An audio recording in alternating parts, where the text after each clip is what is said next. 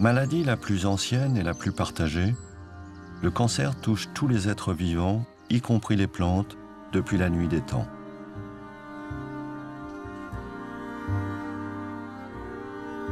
On a d'abord cru qu'il était lié aux humeurs, qu'il était contagieux, viral. Aujourd'hui, on lui suppose une origine génétique. Chaque époque l'a combattu avec ses armes, sans jamais en venir à bout. Pourtant, les scientifiques en ont décrypté jusqu'au plus infime mécanisme. Est-il possible que ces immenses progrès aient finalement égaré la communauté scientifique?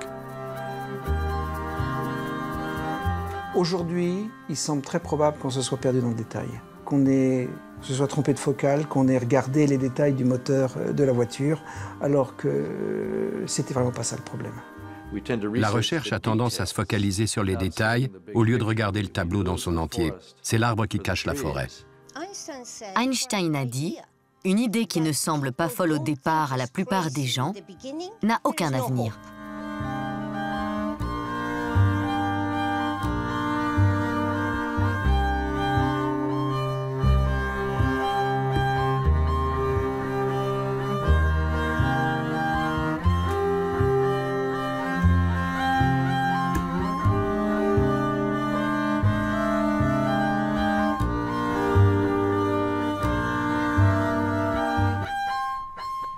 Time has come in America when the same kind of concentrated effort that split the atom and took man to the moon should be turned toward conquering this dread disease.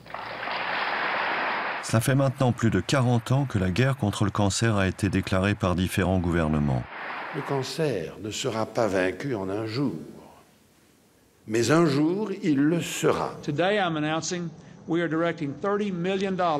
Depuis, de réels progrès ont été enregistrés. On soigne, on dépiste et on prévient bien mieux que par le passé. La lutte contre le cancer s'est fixée comme objectif, comme ambition. Les cancers mortels dans les années 50 sont désormais curables à 70%. Mais ces incontestables succès sont finalement marginaux.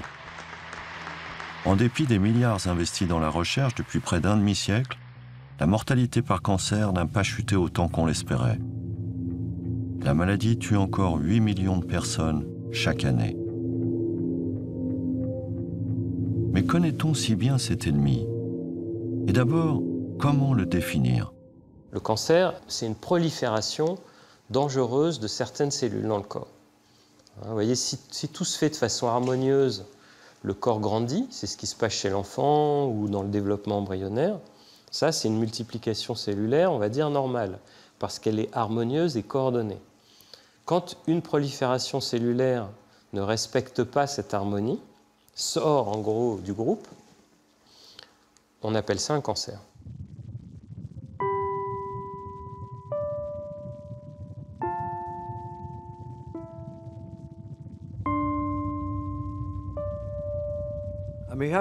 On doit garder à l'esprit ce qu'est le cancer.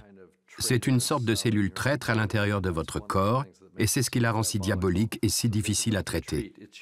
C'est votre propre chair, votre propre sang, devenu immortel. La cellule cancéreuse est une cellule immortelle. Les gens ne s'en rendent pas compte, mais toutes les cellules de notre corps sont destinées à mourir. En fait, c'est la mort de la cellule qui est saine. Une cellule se régénère à travers sa mort. Elle se renouvelle sans cesse. Mais quand une cellule reste vivante et continue de croître, on appelle ça le cancer. Mais d'où vient cette paradoxale explosion de vie qu'est le cancer? Comment l'empêcher, la mettre sous contrôle? Les premières thérapies ont été la chirurgie, utilisée dès le 19e siècle, et la radiothérapie mise au point au début du 20e.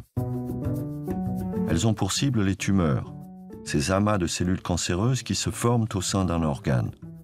Mais ces thérapies n'empêchent pas la fuite de certaines cellules vers d'autres organes. Ces tumeurs secondaires, appelées métastases, sont bien souvent mortelles. Dans les années 50, une nouvelle arme apparaît pour enrayer cette progression fatale. 2 décembre 1943, l'aviation allemande bombarde le port de Bari, en Italie. Un bateau transportant 2000 bombes d'un gaz de combat mortel, le gaz moutarde, explose. Plus de 1000 personnes, civiles et militaires, meurent dans les mois suivants. Les médecins observent que le sang des personnes intoxiquées ne contient presque plus de globules blancs. Cet événement fait naître une idée dans l'esprit des chercheurs. Si ce gaz peut détruire des cellules, pourquoi ne pas utiliser des poisons similaires contre les cellules cancéreuses? C'est le début de la chimiothérapie. En quelques années, elle va permettre de guérir des cancers jusque-là incurables. Cependant, la chimiothérapie frappe fort et à l'aveugle. Elle tue les cellules malades, mais aussi les cellules saines. C'est la stratégie de la terre brûlée.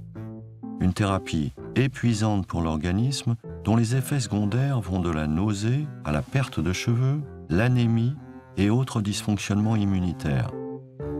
De plus, si elle est efficace pour certains cancers, d'autres lui résistent sans que l'on comprenne pourquoi. L'approche par chimiothérapie des cancers a été uniquement pragmatique.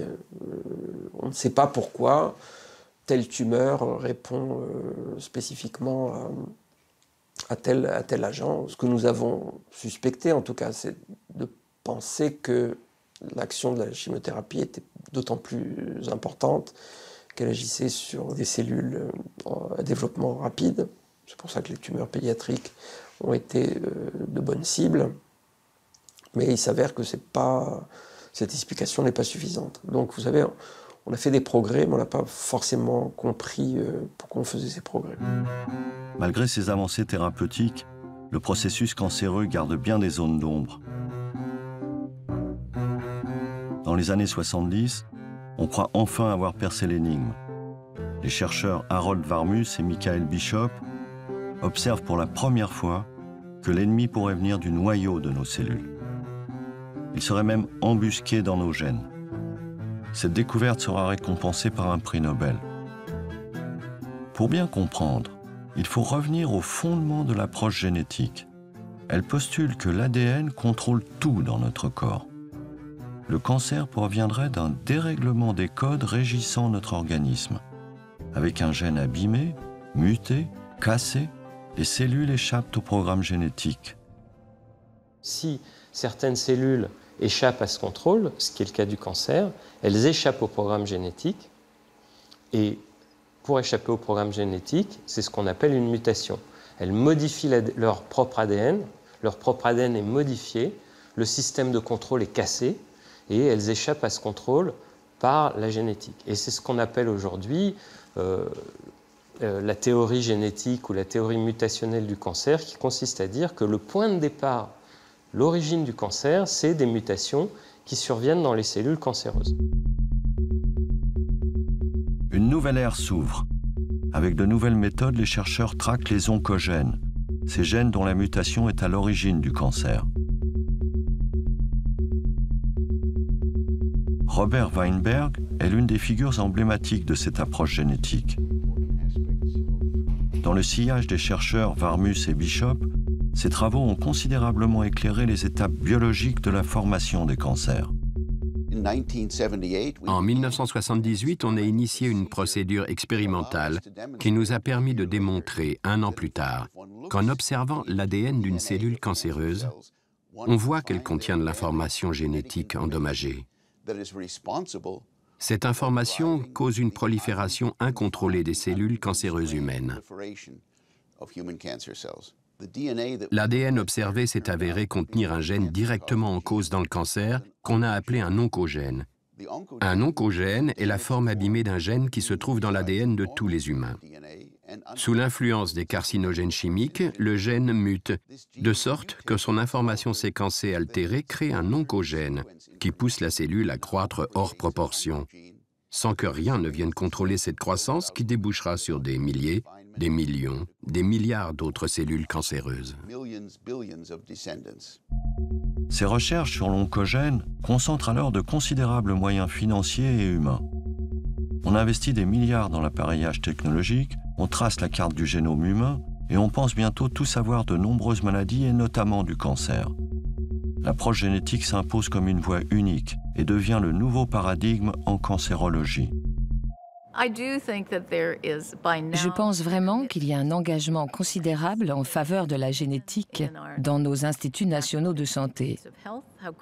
Mais comment pourrait-il en être autrement puisque notre directeur est un généticien?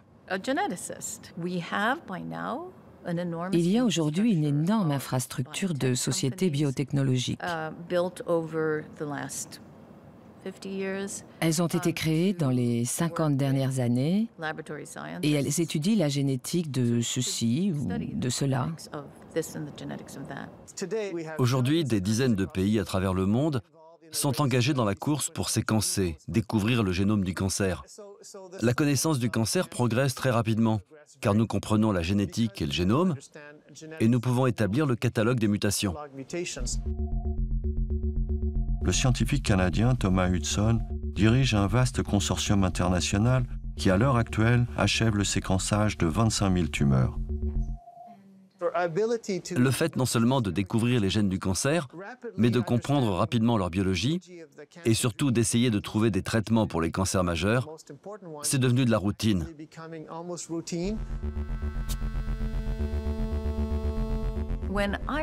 Quand j'étudiais le développement de la recherche sur les oncogènes, celle-ci était comme un phare dans la tempête.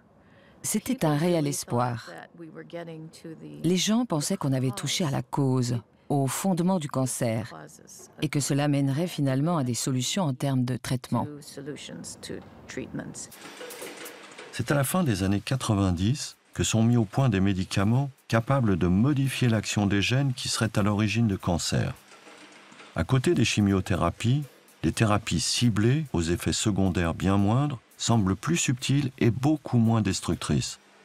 Massivement investies par l'industrie pharmaceutique, elles représentent désormais plus de la moitié des anticancéreux en développement. 200 médicaments sont déjà sur le marché, 900 sont en préparation. Grâce aux thérapies ciblées, l'oncologie connaît aujourd'hui bien des avancées. Et on sait que certains médicaments, comme le Glivec, donnent des résultats à long terme. Mais la déception, c'est qu'un grand nombre de ces nouvelles thérapies ciblées n'ont pas une action aussi longue. Il y a des limites en termes d'efficacité sur le patient.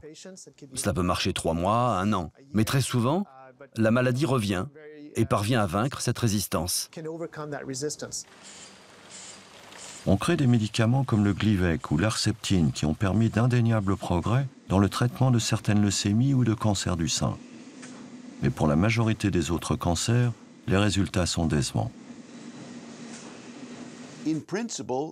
En principe et selon toute logique, une thérapie ciblée est plus prometteuse. Malheureusement, le résultat est que ce genre de thérapie marche à merveille, mais qu'après 6 ou 7 mois, les cellules cancéreuses trouvent une nouvelle manière de proliférer. Et ces cellules cancéreuses, nouvellement formées, ne sont plus affectées par le médicament donné à l'origine. Ce qui signifie que si on poussait le raisonnement jusqu'au bout, on irait jusqu'à une sorte d'événement qui serait sans fin, sans arriver réellement à la guérison. Je crois que c'est une des limites de la thérapie ciblée. Pourquoi la révolution génétique tarde-t-elle à accoucher de thérapies efficaces? Aujourd'hui, on estime que plus de 2000 gènes pourraient être impliqués dans différents cancers et le taux de mutation peut être 1000 fois plus élevé selon les tumeurs. Et plus on cherche, plus ça se complique. Notre défi majeur est d'interpréter le sens de ces données. J'ai pris part au projet Génome humain dans les années 90. Nous avons séquencé ce génome entier pendant 10 ans. Et on ne comprend toujours pas la plupart des gènes et des protéines, ni le fonctionnement des génomes. Nous cherchons encore à acquérir une technique fondamentale d'interprétation du génome. C'est le défi auquel est confrontée toute la communauté de scientifiques à travers le monde. C'est vous dire la difficulté de la chose. En fait, les techniques d'analyse des cellules cancéreuses sont si performantes qu'on est inondé par des quantités astronomiques d'informations qui excèdent largement notre capacité à les digérer et à comprendre leurs implications. À défaut de comprendre ce qui amène une cellule cancéreuse à grandir de façon anormale, il est clair que nous sommes bloqués et que nous ne pouvons créer de nouveaux types de thérapies.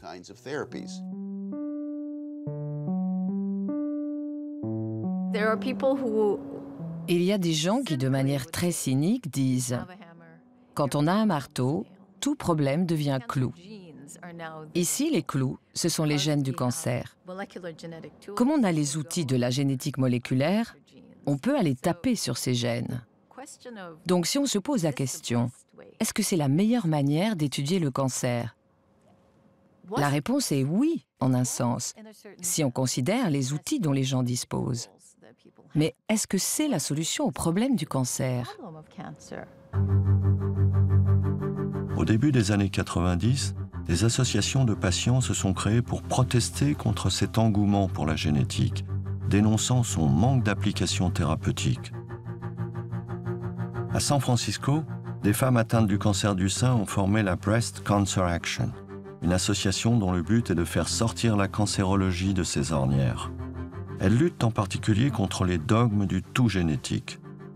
Certes, les mutations héréditaires de gènes peuvent augmenter le risque de cancer, mais seulement dans 5 à 10% des cas. Quand j'ai été diagnostiquée, j'ai été effarée par la façon dont le médecin considérait ce qu'il avait en face de lui. Une femme de 36 ans, atteinte d'un cancer du sein à tel stade et à qui il fallait donner tel traitement. Je n'étais qu'un numéro.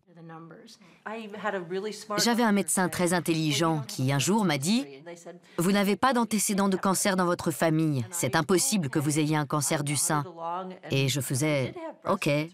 Mais j'avais bel et bien un cancer du sein. Et j'avais fait tout ce qu'on est censé faire. Et j'ai compris que ce que je découvrais était une révolution. Hériter d'un gène ne veut pas forcément dire que l'on va avoir un cancer du sein. On doit vraiment se pencher sur les gènes héréditaires et les interactions avec l'environnement et comprendre pourquoi certains développent un cancer et d'autres non.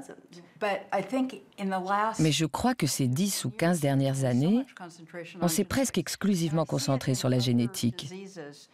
Et je le vois pour d'autres maladies qu'on attribue à certains gènes qu'on a identifiés et que les malades ont en commun. Je ne sais pas dans quelle mesure cela concerne le cancer du sein, mais je sais que de manière générale, cet investissement dans la génétique, qui était censé tout expliquer, nous a un peu égarés.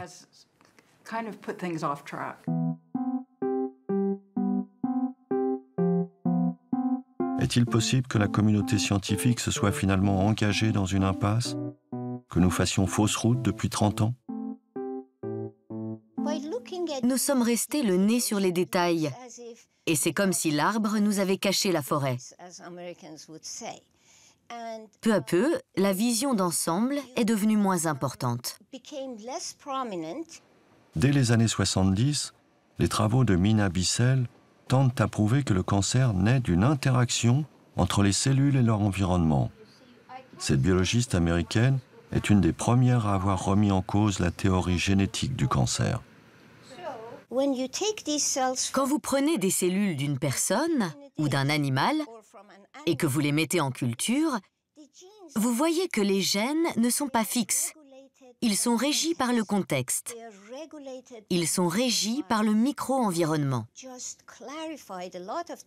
Pour moi, il est clair que le contexte, ou le micro-environnement, et l'architecture des tissus sont très, très importants. Une fois que l'architecture est détruite, cela se répercute sur les gènes qui peuvent alors produire une tumeur. Les travaux de Mina Bissell ne rencontrent alors qu'un faible écho. La génétique émergente monopolise toute l'attention. Certains disaient Mina est une pionnière, une visionnaire. D'autres pensaient que j'étais folle. Non, j'ai simplement été curieuse. Il y a eu des articles dans beaucoup de très bonnes revues, mais les réactions étaient soit l'incrédulité, soit un manque total d'intérêt. Les chercheurs ne les citaient pas. C'est seulement depuis une dizaine d'années que beaucoup de personnes très réputées sont au courant de ce travail, le citent et disent que c'est une évidence.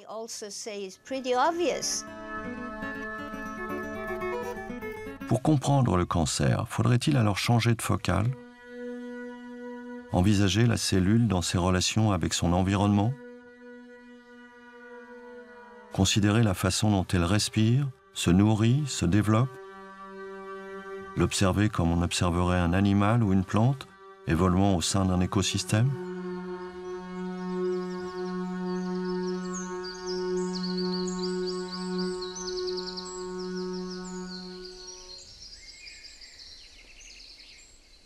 Si dans une forêt, il y a une espèce animale ou végétale qui prolifère jusqu'à détruire l'écosystème, c'est formellement l'équivalent d'un cancer dans notre corps. Si on considère le corps non pas comme quelque chose qui est sous contrôle centralisé de l'ADN, mais quelque chose qui s'équilibre comme s'équilibrerait une forêt ou un océan, on va regarder l'accès de l'élément qui prolifère aux ressources nutritives, on va regarder les prédateurs. Donc vous voyez, si on a d'un seul coup un lapin qui prolifère dans la forêt jusqu'à détruire cette forêt, on ne va pas se dire « Ah, le lapin a muté ». On va se demander si les carottes n'ont pas été plus abondantes cette fois-là, ou si les autres espèces qui pouvaient être en compétition avec lui n'ont pas disparu, ou si les renards qui contrôlaient aussi la prolifération des lapins n'ont pas eu un problème cette année-là. Et du coup, on arrive sur une vision beaucoup plus d'équilibres globaux que d'aller chercher des mutations. Le cancérologue Laurent Schwartz propose lui aussi d'adopter une vision plus globale. Afin de mieux comprendre la cellule cancéreuse, il faut s'intéresser à ses ressources et à la manière dont elle les utilise. C'est ce qu'on appelle le métabolisme. La cellule est un organe vivant. Une petite cellule humaine, vous la prélevez, vous la mettez dans un bon environnement, dans un milieu avec un peu d'eau, de sang et de ce qu'il faut, elle va pousser. Elle va capter de la nourriture, elle va la digérer, elle va survivre. Pour ça, elle utilise des gènes, des enzymes et ainsi de suite. La cellule cancéreuse, c'est la même chose. Elle capte de la nourriture, elle se développe et elle utilise des enzymes. Ce qui est clair, c'est qu'une cellule, pour qu'elle se divise, il faut qu'elle grossisse. C'est peut-être une apalissade, comme on dirait, mais si vous ne mangez pas, vous ne grossissez pas, et si vous brûlez tout pendant votre jogging du matin, vous n'allez pas grossir. Pour grossir, il ne faut pas brûler, il faut capter de la nourriture et pas brûler. Et ça nous ramène aux hypothèses des années 1920, où simplement ils montrent que le cancer capte du glucose, c'est-à-dire du sucre en quantité importante, et n'arrive pas à le brûler, donc il grossit. S'il grossit, la cellule se divise. Si elle se divise, elle est dure, et on sait que le cancer, il est dur au doigt. Enfin, je veux dire, c'est un vieux truc de clinicien. Et aussi que si c'est sous pression, les métastases vont partir. Ces hypothèses du cancer fondées sur le métabolisme des cellules étaient dès les années 20 celles du biologiste et prix Nobel allemand Otto Warburg.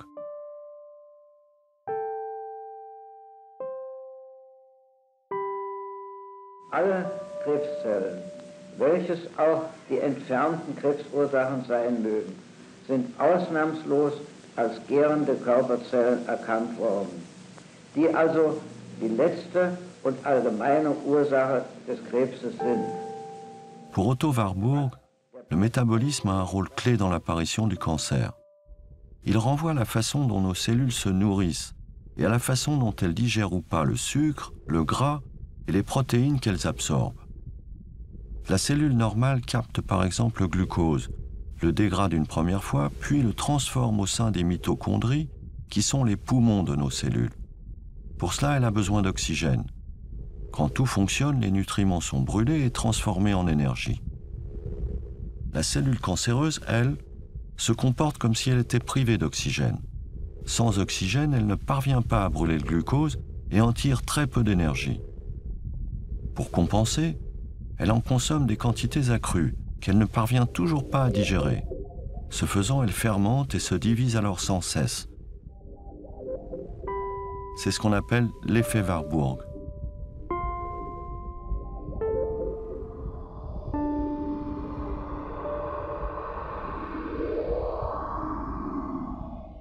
Wäre es meines Erachtens an der Zeit, Maßnahmen zur Verhütung einer Krankheit zu ergreifen, an der jährlich viele Millionen Menschen sterben. Les travaux d'Otto Warburg, bien que récompensés par un prix Nobel, ont fini aux oubliettes. Protégé par Hitler, dont la phobie du cancer est bien connue, l'histoire s'est chargée de lui faire payer son pacte avec le diable. L'avènement de la génétique, en concentrant les regards et les budgets, a fait le reste. Depuis une dizaine d'années, les théories d'Otto Warburg connaissent pourtant un regain d'intérêt. Le métabolisme de la cellule cancéreuse est redevenu l'objet d'études partout dans le monde. Janvier 2014, un congrès sur le métabolisme est organisé au Luxembourg. C'est le premier en Europe. Des chercheurs viennent du monde entier confronter leurs travaux, convaincus que la recherche contre le cancer vient de trouver un nouveau souffle. Pour beaucoup d'entre eux, le métabolisme serait le talon d'Achille de la cellule cancéreuse, quel que soit le type de cancer.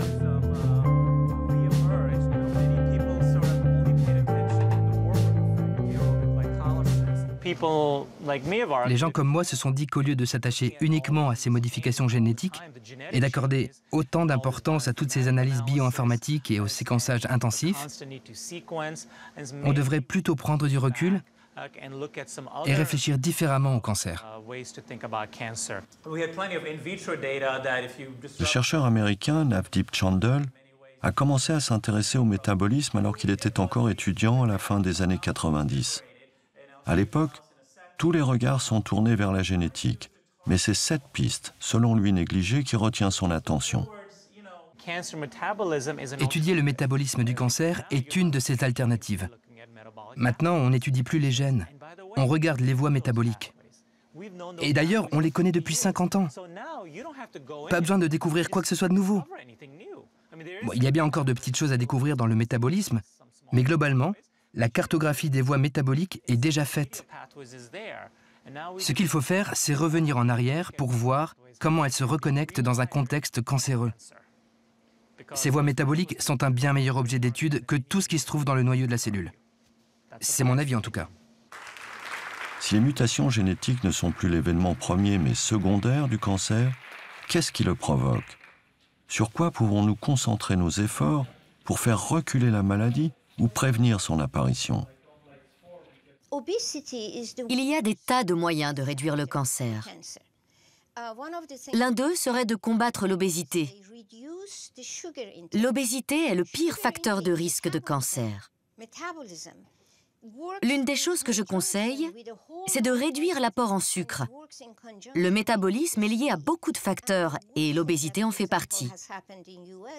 Et la pire chose, par exemple aux États-Unis, c'est cette obésité omniprésente, parce que les gens ne mangent pas selon les besoins de leur corps. On pourrait réduire la quantité de cancer dans le monde si les gens consommaient plus de fibres, moins de sucre, moins de mauvaise graisse. Le cancer n'est-il alors qu'une question d'alimentation? Ce serait trop simple, car l'alimentation de nos cellules ne se limite pas à ce que nous mangeons. Leur métabolisme obéit à d'autres facteurs.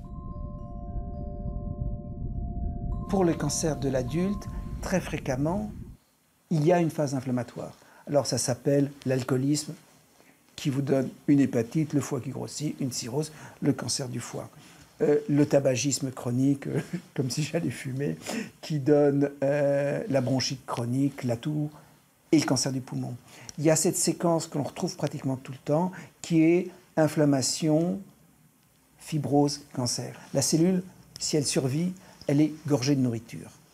Et l'inflammation, c'est un changement du métabolisme par une entrée violente et massive de nourriture qui arrive pour la cellule. Et ça, eh ben, la cellule, elle ne le vit pas toujours très bien, parce que souvent il y a une partie des cellules qui meurent, et celles qui sont violemment gorgées de nourriture, elles vont changer de mode de vie, et elles vont se mettre à proliférer. Le métabolisme est très sensible aux changements. Il peut détecter les changements dans le régime alimentaire, dans l'environnement, et même parfois dans le mode de vie.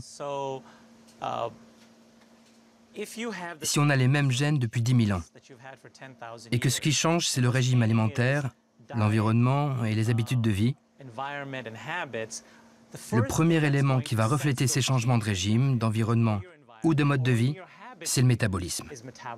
Il va ensuite influer sur les gènes, puis les gènes vont impulser la maladie. C'est cela le nouveau paradigme. Qui dit nouveau paradigme dit aussi nouvelle approche thérapeutique. Mais comment agir sur le métabolisme des cellules cancéreuses, les empêcher de proliférer? Par quel traitement? Il y a différentes façons de changer le métabolisme tumoral, de l'améliorer. Il y a les voies de régime, c'est-à-dire vous diminuez la quantité de glucose que vous mangez, vous diminuez la quantité de nourriture en général. C'est une voie. Elle est somme toute très peu testée. Beaucoup de gens le font, mais il n'y a pratiquement pas d'essais classiques au carré tel que les scientifiques l'aiment bien. L'autre façon, c'est de jouer sur les médicaments qui rentrent là-dedans, dans ces circuits-là. C'est l'attitude que nous, on a préférée parce qu'elle est beaucoup plus facilement étudiable. Le professeur Navdeep Chandel est convaincu que des molécules déjà connues et prescrites dans d'autres indications pourraient s'avérer efficaces contre le cancer. Une centaine de médicaments pourraient d'ores et déjà être utilisés, car ils auraient un effet sur la capacité des cellules à dégrader le glucose. Ces 15 dernières années, les épidémiologistes ont remarqué que les patients sous metformine étaient moins touchés par le cancer. Cela a incité les chercheurs à tester la metformine en tant qu'agent anticancéreux. On l'a donc injecté à des souris qu'on utilise comme cobayes dans la recherche contre le cancer. Et on a découvert que différents cancers, comme le cancer du côlon, le cancer du poumon, le cancer du pancréas, devenaient moins fréquents quand on administrait la metformine aux souris. C'était bon signe. La metformine est un antidiabétique commercialisé depuis la fin des années 60. En quoi pourrait-elle contribuer à lutter contre le cancer? Sa principale action est de faire baisser la production de glucose dans le foie, glucose dont les cellules cancéreuses sont particulièrement friandes. La metformine aurait donc en quelque sorte pour action de leur couper les vivres, les empêchant de proliférer. Nous avons observé sur 10 souris que la metformine réduisait la tumeur de 75%. Ça n'est pas rien. Cela peut ralentir la progression de la maladie. Peut-être qu'on ne guérit pas, mais on peut rallonger l'espérance de vie. Il y a des limites aux expériences faites dans les boîtes de pétri ou sur les animaux. Et l'un des problèmes majeurs rencontrés avec la metformine, c'est qu'elle a été surtout utilisée avec des dosages dangereux pour les humains. Donc il est très difficile de transférer ce travail en milieu clinique. C'est pourtant le pari que s'est lancé Pamela Goodwin. Cette chercheuse canadienne supervise une étude clinique couvrant le Canada, les États-Unis et la Suisse. 3600 femmes atteintes de cancer du sein y participent. Depuis 2013, elles prennent en plus de leur traitement standard 2 pilules de metformine chaque jour. Les effets seront évalués en 2017. Le but de cette étude est de voir si le fait d'ajouter la metformine au traitement standard du cancer du sein va diminuer la mortalité chez les femmes qui en sont atteintes. Plus d'1 million de femmes dans le monde développent un cancer du sein chaque année. Près de la moitié en meurt. Pourtant, tester un ancien médicament comme la metformine, potentiellement efficace, a été un long combat. Il a fallu 10 ans à Pamela Goodwin pour réunir les fonds nécessaires à cette étude.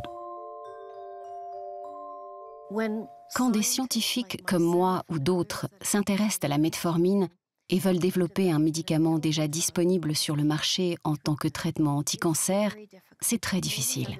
Beaucoup de scientifiques qui travaillent sur d'autres molécules et qui sont confrontés au même problème n'ont pas réussi à finaliser leur étude. Je pense que notre société dans son ensemble doit s'atteler à ce problème. Si la metformine se révèle efficace pour lutter contre le cancer du sein, on estime que le traitement coûtera à peu près $200 par patient pour une étude de 5 ans. C'est très peu, comparé aux 50 000, ou 70 000, 75 000, 100 000 $ que coûtent certains nouveaux traitements. Et le plus important, c'est que ce médicament peut être utilisé dans le monde entier. Il ne coûte pas cher, n'est pas toxique et on le prend oralement, c'est une pilule.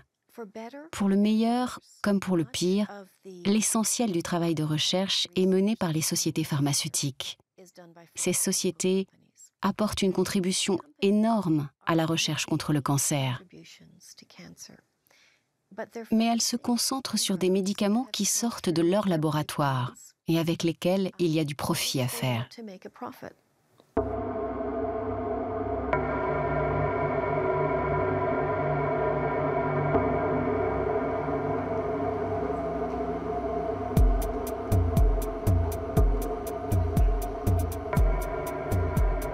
Plusieurs poids lourds de l'industrie pharmaceutique flairant un nouveau marché, travaillent aujourd'hui à développer des traitements métaboliques contre le cancer.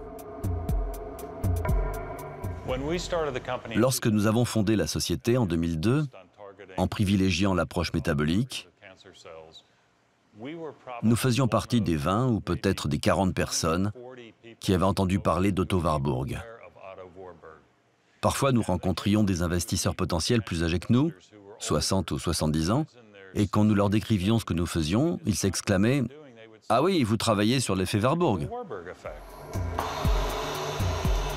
Aux États-Unis, quelques-uns sont déjà entièrement dédiés à cette approche métabolique. Parmi eux, le laboratoire Threshold Pharmaceuticals, situé dans la banlieue de San Francisco. L'idée est donc que si on pouvait développer une thérapie efficace qui cible l'effet Warburg, on obtiendrait un traitement capable de ratisser assez large. On pourrait soigner un nombre plus important de cancers qu'avec les thérapies ciblées. Threshold Pharmaceuticals teste un nouveau médicament dans plusieurs pays, le TH302. En Allemagne, le cancérologue Peter Onnenberger l'utilise sur une dizaine de patients atteints de cancer grave avec des tumeurs disséminées. L'essai vise à mesurer l'efficacité de l'ajout du TH302 aux autres thérapies. Il s'agit d'une étude de phase 2 avec un nouveau médicament, le TH302. Cette thérapie se fonde sur une molécule spécifique qui agit sur la tumeur de l'intérieur.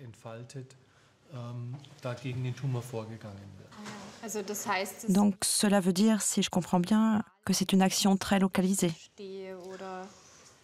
Oui, d'après ce que nous savons, il agit surtout de manière très localisée.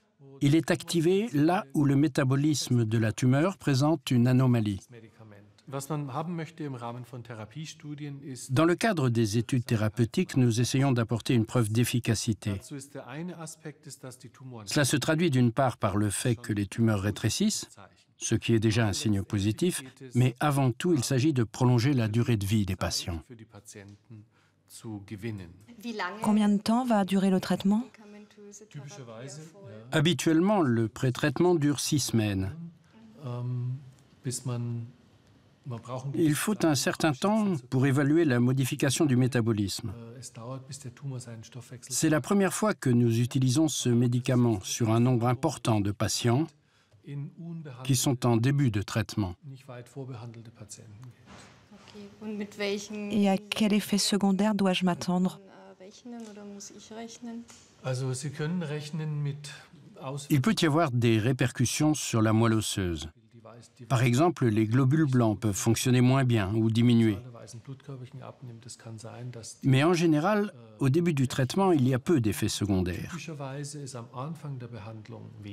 Le risque augmente au fil du temps, avec la quantité de médicaments absorbés. Oui, je comprends. Bien sûr, cela prend beaucoup de temps de mettre au point des médicaments qui puissent être utilisés chez des patients. C'est un processus qui dure souvent 4 ou 5 ans. Il faut le temps de faire les différentes études et de prouver que les médicaments apportent quelque chose en plus avant que l'on puisse en disposer. Bien sûr, pour les patients, c'est trop long.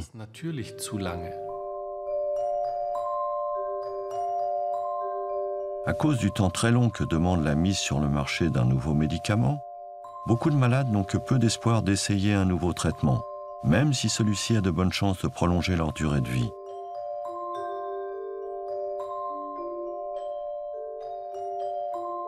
Le temps du malade, le temps du cancéreux n'est pas celui de l'essai thérapeutique, normé, académique.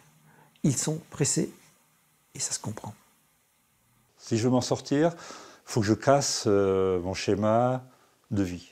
Mon schéma de vie, c'est mon schéma alimentaire, c'est mon schéma de pensée, mon schéma relationnel. Et il n'y a que comme ça que j'ai une chance de m'en sortir. Qu'est-ce qu'ils vous ont dit sur le pronostic et tout ça? Qu'est-ce que vous cherchez? Moi, ce que je cherche, c'est la guérison. Je sais que c'est la guerre, quoi.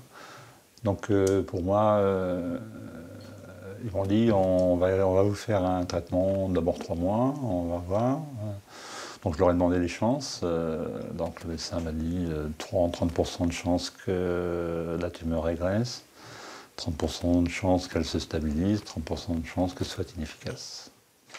Depuis 2009 et des essais encourageants sur des souris, le docteur Laurent Schwartz pense qu'une combinaison de médicaments, dont la metformine, déjà commercialisée pour d'autres maladies, pourrait agir sur le métabolisme. Leur coût est modique, les effets secondaires connus et leur utilisation combinée les rendrait plus efficaces. Ça permet de rentrer dans la mitochondrie, de rouvrir la porte pour être brûlé. Pourtant, en dépit de ces multiples demandes, il n'a pas obtenu les financements ni les autorisations pour mener des essais cliniques sur les patients.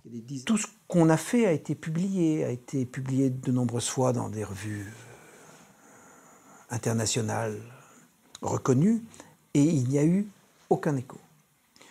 Et je me suis dit qu'à un moment, il fallait que j'écrive ce que je pensais, et que je l'écrive dans un livre, et les malades sont venus. Et comme eux, ceux qui m'avaient contacté savaient qu'ils étaient condamnés à très brève échéance, je ne pouvais que les informer de ce que je pensais avoir une chance, de les aider. Quand on t'a annoncé la maladie, comment ça s'est passé? Comment tu as réagi? Qu'est-ce que ça t'a fait? Eh bien, d'abord, on a... Parmi les malades volontaires pour ce traitement expérimental, des membres de l'association Face au cancer ensemble, installée à Nantes. Et quand je suis revenu chez moi, j'ai dit à ma femme, mais dans 15 jours, je ne serai plus là, parce que c'est pas possible. Les essais que l'on a faits sont du traitement compassionnel. Le médecin est pris entre deux feux, deux lois. La première, c'est... les essais sont extrêmement structurés. Et la deuxièmement, c'est l'assistance à personne en danger. Et on a le droit de prescrire dans des cas où les gens sont en danger. Mon expérience à moi, c'est que moi, je suis dans le cancer depuis 14 ans. J'ai 5 récidives. J'ai eu, vous le savez bien, 6 opérations. J'ai subi 2 fois de la radiothérapie, c'est-à-dire 2 fois plus que la dose légalement permise. J'ai plus le droit d'en avoir. Les chimiothérapies, j'ai eu 3 fois des parcours plus ou moins longs de chimiothérapie. Je suis devenu résistant un peu à tout. La dernière fois, ça m'a fusillé. Je suis rentré ici pour mourir à mi-traitement, quoi. Puis vous me voyez aujourd'hui, je peux faire le clown, hein. je peux encore faire le clown. Hein. Eh bien, au bout de le 8 janvier, c'est-à-dire au bout de 8 jours du protocole Schwartz, le marqueur ACE du cancer s'était cassé la figure. Voilà les copains, les copines, ce que je voulais vous montrer. Là, ça a commencé à monter, puis ici, ça s'est accéléré, la remontée. Et là, j'ai fait intervenir la molécule supplémentaire du docteur Schwartz. Et la troisième molécule que j'ai mis là, tac, mon truc est reparti à la descente. Cette analyse-là est d'avant-hier, lundi soir. C'est vrai, bon, moi je peux faire voir mes graphiques qui sont à peu près la même chose que toi. C'est-à-dire que bon, j'avais un marqueur qui montait régulièrement. Puis dès l'instant que j'ai commencé à prendre son traitement, bah, ça s'est mis à replonger, quoi. Et donc maintenant, mon marqueur, pour l'instant, se stabilise à la limite haute de la normale. Ce qui me fait dire des fois que je suis guéri, quoi. Puisque je suis dans la norme, hein, bon, c'est pour histoire de... Voilà. Et pour moi, c'est vrai que ça a été une ouverture parce que je supportais de plus en plus mal aussi les chimios, quoi. Elles me déglinguaient complètement, quoi. Le traitement prescrit par le docteur Schwartz est-il le miracle attendu? Lui-même se garde bien de tirer des conclusions quant à une possible et durable guérison. Actuellement, on a en suivi, soit par moi, soit par d'autres, plus d'une centaine de malades. Et on a plusieurs publications qui suggèrent, et le terme suggérer, et je pense le terme adéquat, que l'on ralentisse l'évolution de la maladie. On voit les marqueurs tumoraux dans certains cas qui diminuent. Certains cas sont du domaine du miracle. La majorité, c'est malheureusement un effet transitoire. Et je ne comprends pas pourquoi l'effet n'est que transitoire, c'est-à-dire il s'améliore, il rechute après. Mais si déjà on arrive à ouvrir une porte, c'est probablement insuffisant pour les malades dont j'ai la charge, mais c'est déjà pas mal. Évidemment que se pose la question dans ce que l'on a, qui n'est de loin pas parfait, de l'amélioration de ce qu'on a, que de combiner ça avec la chimio, c'est probablement... ça rend service, que probablement il y a d'autres molécules à mettre en même temps, et que très clairement, on n'a qu'une partie du tableau. Je pense qu'il ne faut pas compter sur une éradication définitive du cancer. Cette vision des choses ne va pas être très populaire, mais elle est réaliste. Mon but, c'est de réduire les conséquences du cancer autant que possible, de gérer la maladie avec les traitements les moins toxiques possibles, afin de prolonger la vie autant que faire se peut. Que ces médicaments soient nouveaux ou anciens, leur efficacité reste incertaine. L'approche métabolique risque-t-elle alors de se heurter aux mêmes limites que les autres thérapies anticancéreuses? On ne peut pas rester à la surface des événements, penser que les choses sont simples, penser que le cancer est un problème qu'on va résoudre avec 3 ou 4 médicaments. On a l'impression d'avancer et qu'au fur et à mesure qu'on avance, on ouvre des espèces de boîtes noires, on fait rentrer la lumière, mais la lumière permet de voir qu'il y a une autre boîte noire un petit peu plus loin. Avec ce nouveau concept qui est de considérer que le métabolisme est très important, il ne faut pas tomber dans nos excès de simplification qui pourraient nous conduire peut-être à le même type de désagréments ou de désillusions que nous avons eu dans les précédents paradigmes. Il est important de pouvoir faire les essais adéquats. Et ces essais doivent être de grande ampleur, bien plus que ceux qu'on est en train de mener qui ne portent que sur 3600 patientes. On pourrait faire ces études sur des dizaines de milliers d'individus. Pourquoi tarde-t-on autant à lancer de véritables essais cliniques d'envergure sur ces médicaments? Il est possible qu'au cours des dernières décennies, les agences de financement qui ont encouragé la recherche génétique contre le cancer aient aussi découragé et ralenti la recherche dans d'autres domaines. Si quelqu'un avait fait une demande de subvention pour étudier le métabolisme il y a 20 ans, il aurait eu de grandes difficultés à justifier le fait de vouloir travailler sur ce sujet. Le gouvernement doit établir un programme spécial d'études du métabolisme sur au moins 20 ans. Je le dis sérieusement. Les gens au gouvernement ne comptent pas parmi eux suffisamment de personnes aptes à évaluer le métabolisme.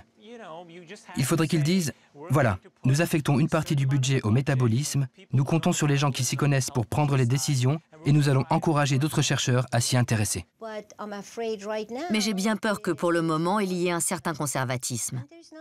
Et il n'y a pas beaucoup d'argent, alors qu'il y a beaucoup de scientifiques. Ils veulent des articles, des réponses rapides. Il y a une énorme compétition. Et le genre d'expérience que nous réalisons prend du temps. Mais je suis exceptionnellement têtue. Peu de gens sont aussi têtus que moi. Il faut des gens qui aient le courage de leurs convictions. Je pense qu'il ne faut pas renoncer à une approche empirique pour ça. Vous voyez, on a construit des bateaux bien avant de comprendre la mécanique des fluides qui permettait aux bateaux de flotter et avancer. Mais de la même façon, en cancérologie, il ne faut pas renoncer à l'empirisme, aux essais. C'est le travail des médecins. Vous voyez, on fait des progrès énormes dans le traitement du cancer, sans y comprendre grand-chose jusqu'à présent. Et pourtant, on a énormément progressé par une approche empirique, par des essais, des erreurs, des observations. Et on peut espérer que ça va continuer et qu'on améliorera nos performances portées par une meilleure compréhension de ce qui se passe. Quand la science est suffisamment sûre d'elle et que la communauté scientifique considère qu'il est légitime de tester les bénéfices de tel ou tel médicament, on devrait faciliter la mise en place de nouvelles études et donner aux chercheurs les financements dont ils ont besoin. C'est cela le défi dans ce domaine. Et ce n'est pas un défi scientifique, mais un défi sociétal.